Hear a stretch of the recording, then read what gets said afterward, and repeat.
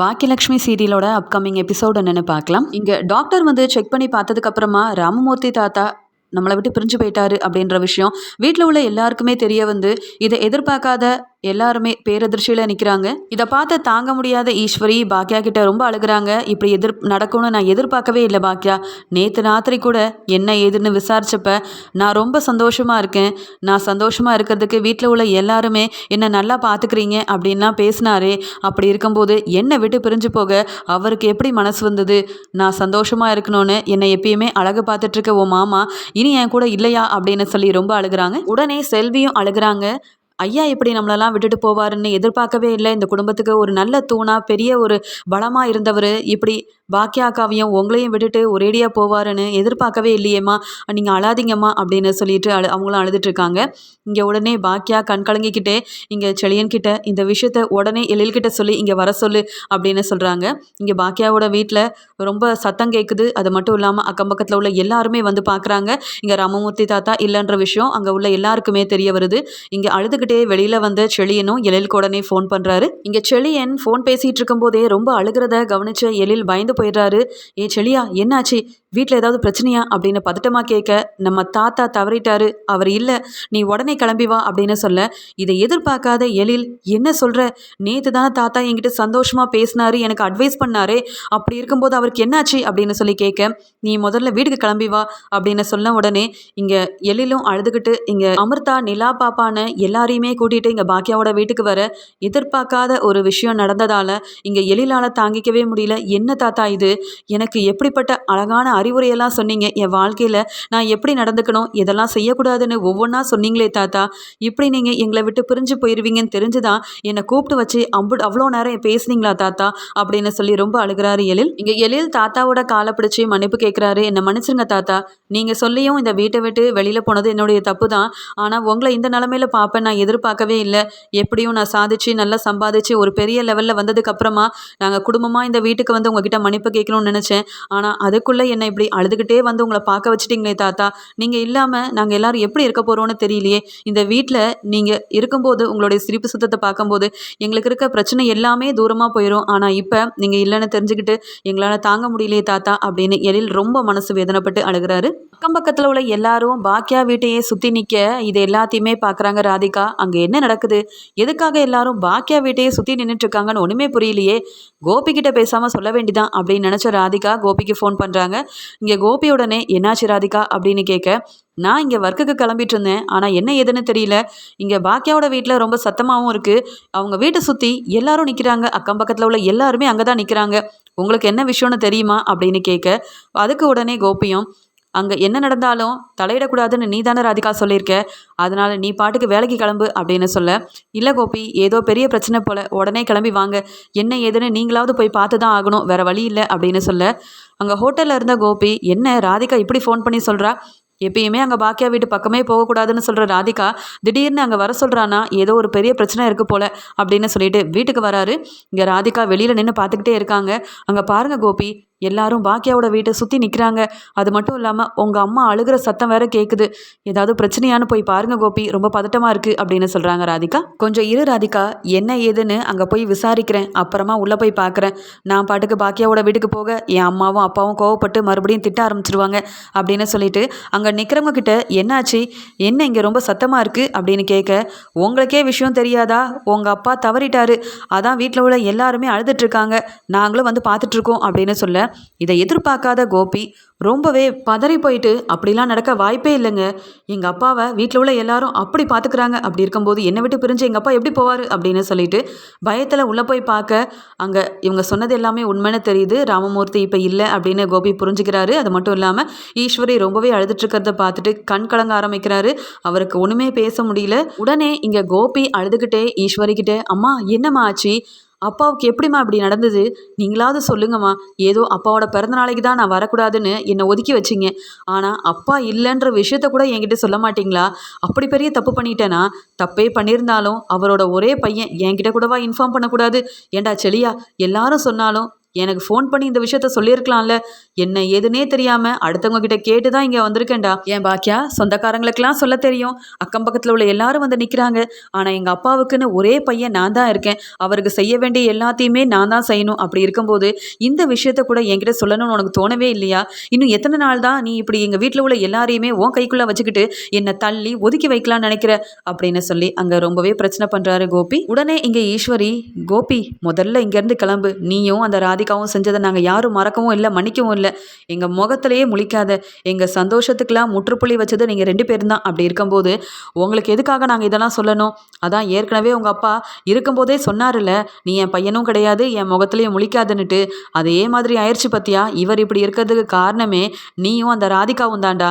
என்னெல்லாம் பாடுபடுத்துனீங்க, எப்படிலாம் அவமானப்படுத்துனீங்க. எதையும் மறக்கல கோபி. உனக்கு எந்த உரிமையும் இல்லை, இங்கேருந்து கிளம்பியே நீ ஆகணும் அப்படின்னு சொல்லி இன்னொரு பக்கம் இங்கே ஈஸ்வரி அழுதுகிட்டே இருக்க. இங்கே கண்டிப்பாக இந்த கோபியால் ஒரு பெரிய பிரச்சனை வந்துடும் போலயே. பாவம் அத்தை ஏற்கனவே மாமா இல்லைன்னு அழுதுட்டு இருக்காங்க. இந்த நிலைமையை கூட புரிஞ்சுக்காம கோபி இப்படியெல்லாம் பேசுறது சரியே கிடையாது அப்படின்னு நினச்ச பாக்கியா அங்கே கோபி கிட்ட பேசுறதுக்காக போகிறாங்க. இங்கே கோபி பாக்கியாவை பார்த்து ரொம்பவே கடுப்பாகிறாரு. இங்கே மெதுவாக பாக்கியா கோபி கிட்ட, உங்ககிட்ட பிரச்சனை பண்ணுறதுக்காக நான் வரலை, ஆனாலும் நீங்கள் இப்போ பிரச்சனை பண்ணுறதுக்கு உண்டான இடமும் இது கிடையாது. உங்களை பார்க்கவே அத்தையும் மாமாவும் விருப்பப்படவே இல்லை. அதான் அத்தை சொல்லிட்டாங்கல்ல இங்கேருந்து கிளம்புங்கன்னு. நாங்கள் ஏற்கனவே மாமா இல்லாத ஒரு மன வேதனையில் இருக்கும்போது நீங்கள் இப்படிலாம் பேசிகிட்டு இருக்கும்போது எங்களால் பார்த்துட்டு தாங்கவே முடியல. உங்களுக்கு மாமா அப்பாவாக இருக்கலாம், ஆனால் அவர் இந்த மாதிரியான நிலைமையில் இருக்கும்போது நீங்கள் வரணும்னு யாரும் நாங்கள் எதிர்பார்க்கவே இல்லை. இந்த குடும்பமே வேண்டான்னுட்டு வெளியில் போன நீங்கள் இந்த சூழ்நிலையில் இப்படி வந்து பிரச்சனை பண்ணினீங்கன்னா நான் பார்த்துட்டு சும்மா இருக்க மாட்டேன். ஏன்னா மாமாவுக்கு செய்ய வேண்டிய எல்லாத்தையும் என் பசங்க பார்த்துப்பாங்க. மாமாவோட பொண்ணு நான் இருக்கேன். அவருக்கு என்ன தேவை எல்லாத்தையும் பார்த்து பார்த்து இது வரைக்கும் செஞ்ச நான் கடைசி வரைக்கும் அவருக்கு என்ன செய்யணும்னு எனக்கு தெரியாதா? ஒரு நல்ல பையனாக நீங்கள் அப்பவும் இருக்கல, இப்போவும் இருக்க மாட்டீங்கன்னு எனக்கு தெரியும். நீங்கள் உங்கள் வேலையை பார்த்துட்டு கிளம்புங்க. எங்கள் வீட்டு விஷயத்தில் நீங்கள் தலையிடாதீங்க. அப்பான்ற உரிமையில் அங்கே வேணால் ஓரமாக நின்றுக்கோங்க. ஆனால் அந்த உரிமை இருக்குது, நான் தான் எல்லாம் செய்வேன்னு இங்கே மறுபடியும் வந்து பிரச்சனை செஞ்சு எங்கள் அத்தையை அள வச்சிங்க. அப்புறம் நான் பார்த்துட்டு சும்மா இருக்க மாட்டேன் அப்படின்னு கோபியால் எந்த விதமான பிரச்சனையும் வந்துடக்கூடாது அப்படின்னு யோசனை பண்ணிட்டு முன்கூட்டியே இங்கே பாக்கியா போய் கோபிக்கிட்ட பேசி அங்கே ஓரமாக நிற்க வச்சிடுறாங்க. இதெல்லாம் பார்க்கும்போது கோபிக்கு ரொம்பவே கடுப்பாகுது. எங்கள் அப்பாவுக்கு ஒரு விஷயம் நடக்குதுன்னா நான் வரக்கூடாதா? எங்கள் அப்பாவே இல்லை, கடைசி நேரத்தில் கூட அவருடைய முகத்தை பார்க்கறதுக்கு நான் வரக்கூடாதுன்னு சொல்ல இந்த பாக்கியாவுக்கு என்ன உரிமை இருக்குது அப்படின்னு பாக்கியா மேலே ரொம்ப கோவமாக இருக்கும்போது அங்கே ஹோட்டல்லேருந்து இங்கே கோபிக்கு ஃபோன் வருது. பாக்கியா மேலே ரொம்ப கோவமாகவும் தன்னுடைய அப்பா தன்னை விட்டு பிரிஞ்சு போயிட்டாரே அப்படின்ற சோகத்துலையும் இருக்கிற கோபி ரொம்பவே சோகமாக அந்த ஃபோனை அட்டன் பண்ண அங்கே ஹோட்டல்லேருந்து ஃபோன் பண்ண ஷெஃப்பும், என்ன சார் நீங்கள் இன்னுமே வரலை, ஆர்டரெல்லாம் எப்படி சார் அனுப்புறது, அது மட்டும் இல்லாமல் நீங்கள் எந்த விதமான டிஷ் நாங்கள் செய்யணும்னு சொல்லவே இல்லையே அப்படின்னு கேள்விக்கு மேலே கேள்வி கேட்க ஏற்கனவே பாக்கியா மேலே ரொம்பவே கோவமாக இருந்த கோபி ஷெஃப்பை ரொம்பவே திட்டுறாரு. அது மட்டும் இல்லாமல் எதையாவது செய்யுங்க, ஆனால் ஆர்டர் சரியான சமயத்துக்கு போகணும். ஏற்கனவே எங்கள் அப்பா இல்லை, அவர் தவறிட்டாருன்ற ஒரு கவலையில் இருக்கேன். இப்படி ஃபோன் பண்ணி என்னை கடுப்பேற்றாதீங்க. நான் இல்லைன்னா அங்கே ஹோட்டலில் எந்த வேலையும் நடக்காதா? நீங்கள் ஒழுங்காக வேலை செய்ய மாட்டிங்களா? ஒவ்வொரு விஷயத்தையும் நான் உங்கள் பக்கத்துலேயே இருந்தவங்களுக்கு சொல்லி சொல்லி கொடுக்கணுமா அப்படின்னு கோவமாக இருந்த கோபி அங்கே ஷெஃப்பை ரொம்பவே திட்டி விட்டுறாரு. ஏதாவது செய்யுங்க, ஆனால் சரியான சமயத்துக்கு ஆர்டர் எல்லாத்தையும் நீங்கள் அனுப்பிடணும். நான் இன்னைக்கு வரவே மாட்டேன், அதனால் பார்த்துக்கோங்க அப்படின்னு சொல்லிட்டு ஃபோனை வச்சிடுறாரு. அங்கே ஷெஃபுக்கு ஒன்றுமே புரியல. யாருக்கு என்ன அனுப்பணும், என்ன டிஷ் பண்ணி அனுப்பணும், என்ன ஃபுட்டு அனுப்பணும்னு ஒன்றுமே தெரியலையே. எப்பயுமே இங்கே கோபி சார் சொன்னபடி தான் நாங்கள் செய்ய முடியும், ஆனால் இன்றைக்கி கோபி சார் எதுவுமே சொல்லலை, நாங்கள் என்ன பண்ணுறதுன்னு ஒன்றுமே புரியலையே அப்படின்னு யோசனை பண்ணிகிட்டு இருக்கும்போது எதையாவது செஞ்சு அனுப்புங்கன்னு கோபி சாரே சொல்லிட்டாரு. நாம் எதுக்கு கவலைப்படணும், அவர் சொன்ன மாதிரியே எல்லாத்தையும் ஃபுட்டை ப்ரிப்பேர் பண்ணி அனுப்ப வேண்டிதான், அதுக்கு மேலே கோபி சார் பார்த்துக்கிட்டோம் அப்படின்னு சொல்லிட்டு அங்கே ஏனோ தானோன்னு சாப்பாடெல்லாம் செஞ்சு அங்கே பேக் பண்ணி கோபி இல்லாததால் அவங்க இஷ்டத்துக்கு எல்லா ஆர்டரையுமே அனுப்பி வச்சிடுறாங்க. இங்கே கோபி ஹோட்டலை பற்றி யோசிக்காமல், அப்பா என்னை விட்டு பிரிஞ்சு போயிட்டாரு, கடைசி வரைக்கும் என்னை மன்னிக்காமையே இருந்துட்டாரே, நான் அப்பா கிட்ட மன்னிப்பு கேட்கணும், மறுபடியும் அவர் கூட நல்லா பேசணும், முடிஞ்சால் அப்பாவை என் கூடயே வச்சு பார்த்துக்கணும்னு நினச்சேன். ஆனால் இப்படி அப்பா என்னை விட்டு பிரிஞ்சு போவார் நான் எதிர்பார்க்கவே இல்லை. இந்த ஒரு நிலமையில கூட அம்மா என்னை மகனாக ஏற்றுக்க மாட்டேங்கிறாங்க. இது எல்லாத்துக்குமே காரணம் பக்கத்தில் இருக்க இந்த பாக்கியா தான். பாக்கியா எல்லாரையுமே கைக்குள்ளே போட்டுக்கிட்டு என்னை இப்படி ஓரமாக ஒதுங்கி நின்று யாரோ மாதிரி நிற்க வச்சுட்டாலே. எவ்வளவோ எடுத்து சொல்லியும் புரிஞ்சுக்காம என் அப்பா இப்படி என்னை விட்டு போயிட்டாரு, மறுபடியும் எங்கள் அப்பாவை பார்க்க முடியாத ஒரு நிலமையில நிற்கிறேனே. எங்கள் அப்பாவுக்கு நான் ஒரே பையனாக இருந்தாலும் கடைசி வரைக்கும் செய்ய வேண்டிய எதையுமே என்னை செய்ய விடாமல் வச்சிருவா போலயே இந்த பாக்கியா அப்படின்னு சொல்லி ஓரமாக ரொம்ப வருத்தத்திலேயே நிற்கிறாரு. இது எல்லாத்தையுமே பார்த்துட்டு இருந்த ராதிகா, நாமளும் போக தானே செய்யணும், என்னதான் இருந்தாலும் கோபியை நம்ம கல்யாணம் பண்ணியிருக்கோம், நாமளும் ஒரு மருமக தானே, அதனால போய் தான் பார்ப்போமே அப்படின்னு சொல்லிட்டு பயந்துக்கிட்டே மெதுவாக வர, இந்த ராதிகா அங்கே உள்ளே வரதை பார்த்த உடனே இங்கே ரொம்ப கோவமாயிடுறாங்க ஈஸ்வரி. ஏய் அங்கேயே நில்லு, எதுக்காக உள்ள வர? இப்படி நடக்கணும்னு தானே நீ ஆசைப்பட்டுட்டு இருந்த. நீ என்னை அவமானப்படுத்தி அங்கேயும் இங்கேயும் அலைய வச்சு எல்லார் முன்னாடியும் அசிங்கப்படுத்தினப்ப நான் தான் இவருக்கு முன்னாடியே போய் சேர்ந்துருக்கணும். ஆனால் பாக்கியாவும் குடும்பத்தில் உள்ள எல்லாரும் எனக்கு உறுதுணையாகவும் பக்கபலமாகவும் இருக்க போய் இந்நாள் வரைக்கும் நான் சந்தோஷமாக இருக்கேன். ஆனால் என் வீட்டுக்காரர் என்னை விட்டுட்டு இப்படி போயிட்டாரே, அதுக்கு எல்லாத்துக்குமே காரணம் நீ தான். இப்படி என் பையனுக்கு கல்யாணம் ஆயிருக்குன்னு தெரிஞ்சும் அவனை ரெண்டாவது கல்யாணம் பண்ணிக்கிட்டு பாக்கியாவோட வாழ்க்கையை ஒன்றும் இல்லாமல் செஞ்சது மட்டும் இல்லாமல் எங்கள் சந்தோஷத்துக்கே நீ முற்றுப்புள்ளி வச்சுட்ட. என் பையன் கோபியை மனசு மாற்றி எனக்கு எதிராக செயல்பட வச்சு என்னென்னவோ பேசி எனக்கு எதிராக சாட்சி சொல்ல வச்சு என் பையனையும் என்னையும் ஒரேடியாக பிரித்ததே நீதானே. அப்படி இருக்கும்போது இப்போ எதுக்காக இங்கே வந்த? நீ எங்கள் முகத்திலேயே முழிக்கக்கூடாது. அதை என் புருஷனும் விருப்பப்பட மாட்டார். என் பையனே வேண்டான்னு ஒதுக்கி வச்சதுக்கப்புறமா அவனை ரெண்டாவதாக கல்யாணம் பண்ணிக்கிட்ட நீ மட்டும் வரணும்னு நாங்கள் என்ன எதிர்பார்ப்போமா? 2 பேரும் ஒழுங்காக வெளியில் போயிருங்க. என்ன நடந்தாலும் சரி, என் வீட்டுக்காரருக்கு செய்ய வேண்டிய எல்லாத்தையுமே பாக்கியாவும் என் பேரன்களும் பார்த்துப்பாங்க. ஒரு நாளும் உங்களுக்கு எந்த உரிமையும் கிடைக்க போகிறதே இல்லை அப்படின்னு சொல்ல ராதிகா ரொம்பவே அழ ஆரம்பிக்கிறாங்க. அங்கே கோபியோட கிளவுட் கிச்சன்ல இருந்து ஆர்டரை எல்லா இடத்துலையுமே கொண்டு போய் டெலிவரி பண்ணிடுறாங்க.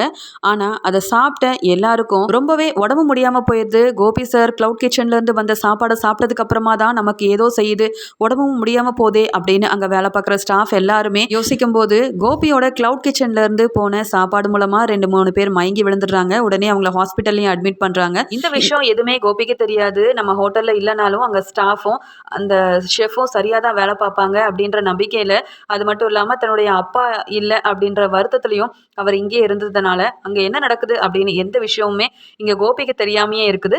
ஒவ்வொருத்தராக வந்து இங்கே ராமமூர்த்தியை பார்த்துட்டு போக இங்கே ரொம்பவே அழுகிறாங்க ஈஸ்வரியும் பாக்கியலட்சுமியும். இங்கே பாக்கியா, என்னம்மாமா நீங்கள் இப்படி எங்களை விட்டுட்டு போவீங்கன்னு நான் எதிர்பார்க்கவே இல்லையே. நேற்று கூட எனக்கு அறிவுரை சொல்லும்போது இப்படி ஒரு அப்பா இருக்க எனக்கு கொடுத்து வச்சிருக்கணும். கடைசி வரைக்கும் நீங்கள் எங்கள் கூட தூணாவும் துணையாகவும் இருக்கணும்னு நான்லாம் நினச்சினே மாமா.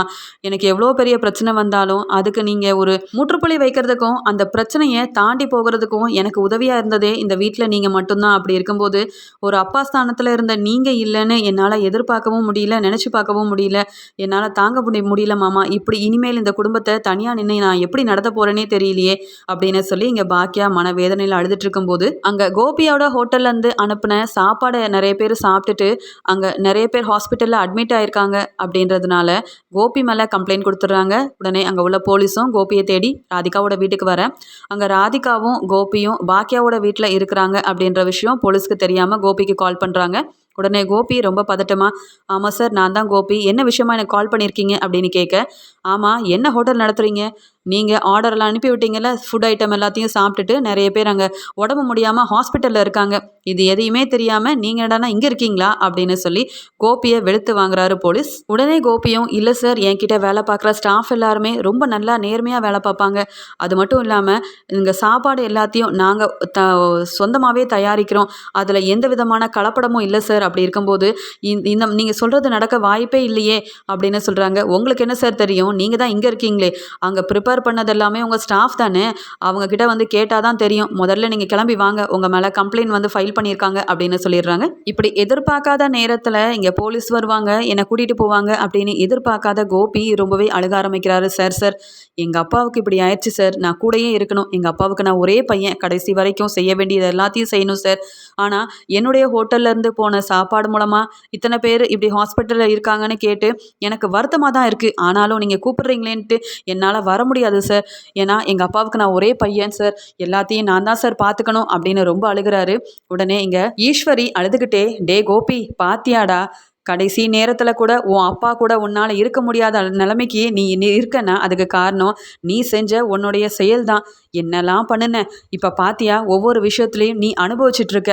உங்கள் அப்பா அப்போவே சொன்னார், இந்த கோபி ஒன்றும் இல்லாமல் நிற்பான், பாக்கியாவோட வாழ்க்கையை ஒன்றும் இல்லாமல் செஞ்ச இந்த கோபி கண்டிப்பாக ஒரு நாள் நல்லா மாட்டுவான், இந்த ராதிகாவால் ஒன்றும் இல்லாமல் தான் நிற்பான், அந்த சமயம் நம்ம குடும்பத்தோட அருமை பெருமை அவனுக்கு எல்லாம் தெரியும்னுட்டு உங்கள் அப்பா சொன்னது அப்படியே நடந்துடுச்சு. பாத்தியா, நீ என்னவோ ஹோட்டலோட ஓனர் ஓனர்னு தலை கணத்தில் ஆடிட்டு இருந்தல்ல, இப்போ பாரு அந்த ஹோட்டல் மூலமாகவே உன்னை போலீஸு எல்லார் முன்னாடி வச்சு திட்டி அவமானப்படுத்தி அங்கே கூட்டிகிட்டு போகிறாங்க. உனக்கு இதுவும் வேணும் இன்னமும் வேணும். இது இப்படி தானே எனக்கும் இருந்திருக்கும். ஆனால் தப்பு செஞ்ச நீ அந்த தப்பை ஒத்துக்க மாட்டேங்கிற. ஆனால் எந்த தப்புமே செய்யாமல் நான் செயலுக்கு போனேன். அங்கே போய் தேவையில்லாத இடத்துக்குலாம் என்னை அலைய வச்சல, அவமானப்படுத்தினல. இப்போ அதே நிலமையில நீ நிற்கிறடா. நல்லா அனுபவிப்ப. உனக்கு இதுவும் வேணும் இன்னமும் வேணும். பாக்கியாவோட வாழ்க்கையை ஒன்றும் இல்லாமல் பண்ணேன். அவளுக்கு டிவோர்ஸ் கொடுத்துட்டு இந்த ராதிகா தான் முக்கியம்னு கல்யாணம் பண்ணிட்டு போனேன்.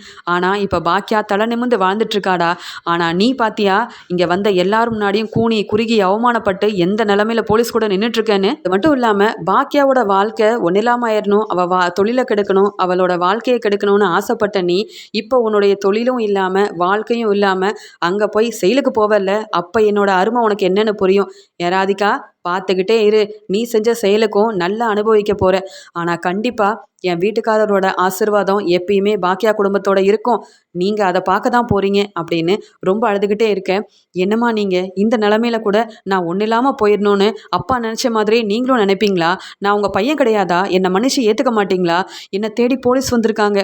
எனக்கு ஏதோ என் பசங்க உதவி செய்வாங்கன்னு பார்த்தா நான் இப்படி தான் இருக்கணும், இப்படி ஆயிடுவேன் அப்படி ஆயிடுவேன்னுட்டு நீங்களே இப்படி பேசும்போது எப்படிமா இதெல்லாம் அப்படின்னு சொல்லிட்டு அங்கே இருக்க போலீஸ்கிட்ட இங்கே எவ்வளவோ எடுத்து சொல்கிறாரு கோபி. ஆனால் முடியவே முடியாது சார், நீங்கள் வந்து தான் ஆகணும். நீங்கள் என்னவோ இங்கே இருக்கீங்க, அங்கே என்னென்னவோ நடக்குது, உங்கள் மேலே கம்ப்ளைண்ட் கொடுத்துருக்காங்க, வாங்க சார் அப்படின்னு சொல்லி அங்கே கோபியை ராமமூர்த்தியோட முகத்தை கூட பார்க்க விடாமல் அங்கே இருக்க விடாமல் அப்படியே அங்கே போலீஸ் கூட்டிகிட்டு போயிடுறாங்க. இங்கே கோபிக்கு தாங்கவே முடியல. பாத்தியா ராதிகா, நான் நினச்சது ஒன்று நடக்கிறது ஒன்று. எப்பயுமே இந்த பாக்கியாவுக்கு மட்டும்தான் நல்லது நடக்குது. நான் எது நினச்சாலும் அது நடக்கவே மாட்டேங்குது. எங்கள் அப்பா தான் என்னை மன்னிக்கலன்னு நினச்சேன். கடைசி வரைக்கும் அவர் கூட இருக்கணும்னு ஆசைப்பட்டேன். எதுவுமே நடக்கலையே அப்படின்னு சொல்லி அழுதுகிட்டே அங்கேருந்து போகிறாரு. இங்கே வீட்டில் எல்லாருமே ரொம்ப சோகமாக இருக்கும்போது எழிலுக்கு ஒரு ஃபோன் வருது. உடனே எழிலும் அது யார் அப்படின்னு கேட்கும்போது ஒரு பெரிய டேரக்டர் எழிலுக்கு ஃபோன் பண்ணி, உங்கள் கதை ரொம்ப நல்லாயிருக்கு, அதை நாங்கள் செலக்ட் பண்ணியிருக்கோம். அடுத்த படத்தில் உங்கள் கதையை வச்சு தான் நாங்கள் வந்து எடுக்க போகிறோம். அதனால் நீங்கள் உடனே கிளம்பி வர முடியுமா அப்படின்னு சொல்ல, இதை கேட்டு எழில் ரொம்ப சந்தோஷப்படுறாரு. ஆமாம் சார், அது என்ன கதை, உங்களுக்கு 2-3 கதை சொன்னேனே அப்படின்னு சொல்லும்போது அவர் அந்த பர்டிகுலராக இருக்கிற அந்த கதையை வந்து எழில்கிட்ட சொல்கிறாரு. இதை கேட்ட எழில் ரொம்ப சந்தோஷப்படுறாரு. ஏன்னா அது தாத்தா எழிலுக்கு சொன்ன அந்த கதை மூலமாக தான் இப்போ மறுபடியும் எழிலுக்கு நிறைய வேலை வாய்ப்புகள் கிடைக்குது. இங்கே எழில் நினச்ச மாதிரியே கை நிறைய சம்பாதிக்க ஆரம்பிக்கிறாரு. இதை எதிர்பார்க்காத எழில் ரொம்பவே கண் கலங்கி அழுகிறாரு. ஏன்னா நான் எத்தனையோ கதை எழுதியிருக்கேன், அதன் மூலமாக எனக்கு பெருசாக வருமானம்னு ஒன்றுமே வரலை. ஆனால் தாத்தா இருக்கும்போது எனக்காக ஒரு கதை சொன்னார், அதை ஒரு படமாக்கணும்னு ஆசைப்பட்டேன். அந்த கதை மூலமாக தான் இப்போ எனக்கு ஒரு வருமானம் கிடைக்க போகுது. நான் எதிர்பார்த்த மாதிரியே நான் பெரிய லெவலுக்கு போக போகிறேன். தாத்தா இருக்கும்போதும் எங்களுக்கு நல்லது தான் செஞ்சார். அவர் எங்களை விட்டு பிரிஞ்சு போனதுக்கு அப்புறமாவும் நாங்கள் எப்பயுமே அவருடைய நினைவாக இருக்கிறதுக்காக எங்களுக்கு நல்லதை மட்டும்தான் செஞ்சுட்டு போயிருக்காரு அப்படின்னு இங்கே எழில் நினச்சிட்டு இந்த சந்தோஷமான விஷயத்த உடனே பாக்கியா கிட்ட ஓடி போய் சொல்கிறாங்க. உடனே பாக்கியா, எனக்கு தெரியும்டா, தாத்தாவோட ஆசீர்வாதம் உன் கூட எப்பயுமே இருக்கும். அது மட்டும் இல்லாமல் வீட்டை விட்டு வெளியில் போன நீ மறுபடியும் வீட்டுக்கு வரணுன்றதுக்காக தான் அப்போவே தாத்தா உனக்காக கதையெல்லாம் எழுதி கொடுத்துருக்காரு. பாத்தியா, எனக்கு இதை கேட்கவே சந்தோஷமாக இருக்குது.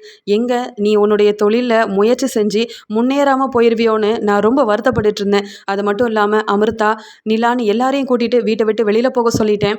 ஆனால் உனக்கு உன்னுடைய தொழிலில் வெற்றி கிடைக்குமோ கிடைக்காதோன்னு ஒவ்வொரு நாளும் யோசனை பண்ணிட்டு இருந்தேன். ஆனால் உங்கள் தாத்தா எழுதி கொடுத்த அந்த கதை மூலமாக நீ ஜெயிச்சு வரப்போறன்னு தெரியும் போது எனக்கு ரொம்ப சந்தோஷமாக இருக்குது அப்படின்னு சொல்கிறாங்க பாக்கியா. இதை எதிர்பார்க்காத ஈஸ்வரியும் ரொம்ப சந்தோஷப்படுறாங்க. பரவாயில்ல எழில், நீ கண்டிப்பாக ஜெயிச்சு காட்டுவ. உன்னோட தாத்தா எப்பயுமே உன் கூட தான் இருப்பார், நீ எதுக்கும் கவலைப்படாத அப்படின்னு சொல்லி கண் கலங்கி அழுகிறாங்க ஈஸ்வரி. அதுக்கு உடனே எழிலும், தாத்தா இல்லைன்னு நீங்கள் வருத்தப்படாதீங்க பாட்டி, ஒரு அருமையான குடும்பத்தை உங்கள் கூட விட்டுட்டு போயிருக்காரு. நாங்கள் எல்லாருமே இனி உங்கள் கூட தான் இருக்க போகிறோம். அப்படி இருக்கும்போது தாத்தா இல்லைன்ற கஷ்டமோ வேதனையோ உங்கள் மனசில் இருக்கவே கூடாது அப்படின்னு சொல்லி வீட்டில் உள்ள எல்லாரும் ஈஸ்வரிக்கு ஆறுதல் சொல்கிறாங்க. இங்கே ஈஸ்வரி பாக்கியா கிட்ட, பாத்தியா பாக்கியா, அந்த கோபி திமிரில் என்ன ஆட்டம் ஆடிட்டு இருந்தான் அந்த ராதிகா கூட சேர்ந்து. ஆனால் உன் மாமா எப்பயுமே சொல்வார், நம்ம பாக்கியா எப்பயுமே நல்லா தான் இருப்பா, நம்ம குடும்பத்தை ஒதுக்கிட்டு நமக்கு எதிராக தேவையில்லாத வேலையை செஞ்சுட்டு போன இந்த கோபி ஒரு நாள் இல்லைன்னா ஒரு நாள் எல்லாரும் முன்னாடி அவமானப்பட்டு நிற்பான்ட்டு. அவன் செஞ்சிட்டு இருக்க அந்த தொழிலாலேயே இன்னைக்கு பாத்தியா அவமானப்பட்டு அவன் எப்படி போலீஸ் கூட போனான்னுட்டு இன்னும் என் கண்ணு முன்னாடியே நிக்குது. உங்க மாமா சொன்னது எல்லாமே ஒன்று ஒன்றா படிச்சுக்கிட்டே வருது. உங்க மாமா இல்லைனாலும் நம்ம வீட்டில் ஒவ்வொரு விஷயமும் ரொம்ப நல்லதாவே நடக்குது. இப்போ எழிலுக்கு சீக்கிரமாவே ஒரு நல்ல வேலை கிடைச்சி கை நிறைய சம்பாதிக்க போறான். அதே மாதிரி நீயும் ஒரு நல்ல நிலைமைக்கு வருவ பாக்கியா. அந்த நம்பிக்கை எனக்கு இருக்குது. உங்க மாமா நம்ம எல்லாரையும் விட்டு பிரிஞ்சு போனாலும் கண்டிப்பா நம்ம நல்லா இருக்கணும், நமக்கு நல்லதே நடக்கணும்னு தான் எங்க இருந்தாலும் யோசனை பண்ணிட்டு இருப்பாரு. அதனால யாரும் கலங்க வேண்டாம். இனியாவது நம்ம வீட்டில் ஒவ்வொரு விஷயமும் நல்லதாவே நடக்கணும்னு நாம வேண்டிப்போம் அப்படின்னு சொல்லி கலங்கி போய் நிற்கிறாங்க ஈஸ்வரி. இங்க கோபி எனக்கு இப்படி ஒரு நிலைமை வரும்னு நான் யோசிக்கவே இல்லை. எங்க அப்பா நினைச்ச மாதிரியே நான் இப்போ ஒன்றும் இல்லாமல் வந்து நிற்கிறேன். ஆனால் எங்கள் அப்பா எப்பயுமே இந்த பாக்கியா நல்லா இருக்கணும்னு ஆசைப்பட்ட மாதிரியே அவள் வீட்டில் எல்லா விஷயமும் நல்லதாகவும் நடக்குது. இந்த பாக்கியாவும் படிப்படியாக முன்னேறிக்கிட்டே போகிறாளே அப்படின்னு சொல்லி பொறாமையிலேயே இருக்காரு கோபி.